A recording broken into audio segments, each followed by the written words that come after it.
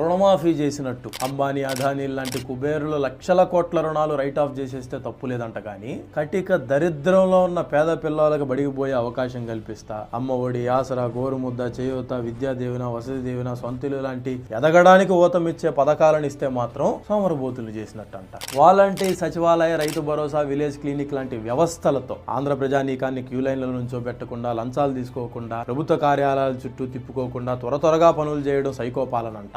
పోర్టులు, ఎయిర్పోర్టులు, మెడికల్ కాలేజీలు, industrial కారిడార్లు, IT సెజ్లు, పార్కులు కడితే రాష్ట్రం నాశనం అయిద్దంట. ఎన్నాడా పవన్ కళ్యాణ, ఎన్నయా చంద్రబాబు, ఇక మీ లెక్కలో రాష్ట్రం బాగుపడాలంటే ఏం చేయాలి బా? అమరావతి గ్రాఫిక్స్ గీయాలా, పోనీ దొంగన కమిటీలు, జన్మభూమి కమిటీలు పెట్టాలా? ఏది ఏమైనా ఈ 2024 ఎన్నికల్లో మీ టీడీపీ, జనసేన వారికి Andhra Pradesh BC, SC, ST, OC, minority, పేద ప్రజలు చేయబోయే భజన ఉంటుంది చూడండి. మీ నవరంధ్రాల గుండా రక్తం గారినా ఆశ్చర్యపోనక్కర్లేదు సుమి.